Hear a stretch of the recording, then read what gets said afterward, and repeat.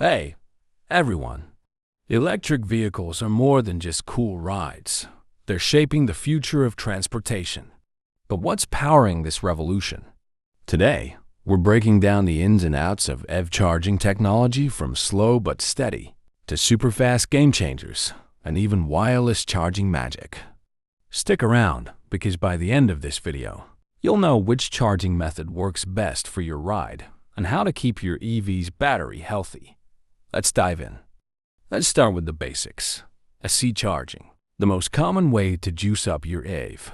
We've got two levels here, Level 1 and Level 2. Level 1 is the slow and steady option, perfect for overnight charging. You plug it into a standard 120 volts outlet and you get about 3 to 5 miles of range per hour. Yeah, it's slow, but hey, it's enough to cover most daily commutes. But if you're like me and hate waiting, Level 2 is where the magic happens. It uses a 240 volts outlet, think dryer or stove level, and gets you 12 to 60 miles of range per hour. Ideal for home garages or workplace chargers. There are some pros and cons for charging with AC charging, Level 1 and Level 2. First, Level 1. It is cheap, no installation. Great for overnight charging. It can be used with any standard home outlet without additional installation. Ideal for overnight charging or users with low daily driving needs. But the drawback of Level 1, it can be super slow, not ideal for long trips. It is very slow charging, 3 to 5 miles of range per hour, inadequate for long trips. It is not ideal for larger batteries with higher capacities. As for Level 2, it is much faster, available almost everywhere. It is faster charging compared to Level 1. It is widely available at homes, workplaces, and public stations, and suitable for daily charging needs with around 4 to 8 hours for a full charge. But the drawback for Level 2, you'll need to install a 240 volts outlet, extra cost.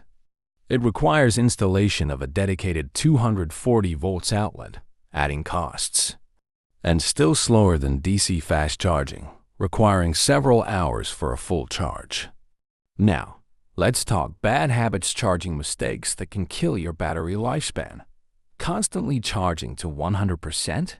Big mistake. It stresses the battery. Try to stick to between 20% and 80% for everyday driving. And don't let that battery drop to 0% too often. It'll degrade faster. Think of it like your phone, but way more expensive. Okay, next up, the speed demons of the EV world. DC fast chargers. These bad boys can give you up to 200 miles of range in about 30 minutes. Perfect for long trips or when you need a quick top-up. You've got a few options here. CHAdeMO, mostly found in older cars. CCS, which is super common. And of course, Tesla superchargers, which are insanely fast. CHAdeMO, developed in Japan, supports high-speed DC charging, but its use is declining in favor of newer standards. CCS, Combined Charging System, a widely adopted standard in Europe and the US. It integrates AC and DC charging into one connector and offers charging speeds up to 350 kilowatts. Tesla superchargers, exclusive to Tesla vehicles, though some locations are being adapted for non-Tesla vehicles. Tesla's network provides high-speed DC charging, capable of adding up to 200 miles in just 15 to 30 minutes at peak rates. The benefit of DC fast charging. Super fast, perfect for long trips or quick top-ups. It is extremely fast charging. Imagine, it just takes 30 minutes or less, can provide significant range. For example, 100 to 200 miles. It is ideal for long trips and quick top-ups at public charging stations. On the other hand, overusing it can heat up your battery and reduce its lifespan over time. So, stick to slower chargers when you can. Let's talk about some futuristic. Imagine this. You park your car and it just charges. No cables, no hassle. That's wireless charging. Super convenient, right?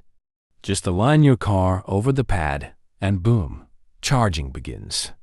This is the future of charging for autonomous cars and urban EVs. This technology eliminates the need for plugging in cables, offering convenience. Though still in early stages, wireless charging is expected to be a game-changer for autonomous vehicles and everyday users who want seamless charging experiences. But there's a catch. Wireless charging is less efficient than wired. And if you misalign the pad, you could lose even more energy and generate heat. Want to supercharge your EV in under 20 minutes? Say hello to ultra-fast chargers. These beasts pump out 350 kilowatts and are perfect for long-distance drivers. Ultra-fast charging is focused on delivering extremely high power to charge EVs in minutes rather than hours. And megawatt charging systems are being developed for heavy-duty electric trucks, capable of delivering up to 3 megawatts of power. This technology is still under development and testing for future EV commercial fleets. The things about this EV charging: it is ridiculously fast, 15 to 20 minutes for a full charge. It reduces range anxiety for long-distance drivers by significantly shortening charging sessions. But it is not widely available yet and can strain the battery if used too often. It is limitedly available, as ultra-fast chargers are still being rolled out, mostly available in high-traffic areas or major highways. The technology is expensive to implement, so there are fewer stations compared to standard Level 2 chargers. It puts more strain on batteries, leading to faster degradation over time if used too often. Now, this one's pretty cool: battery swapping.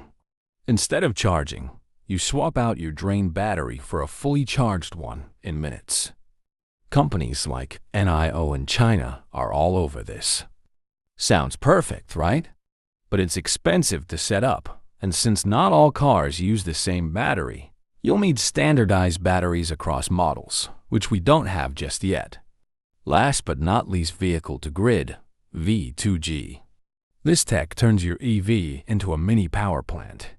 You can send power back to the grid when demand is high, or even use your EV to power your home.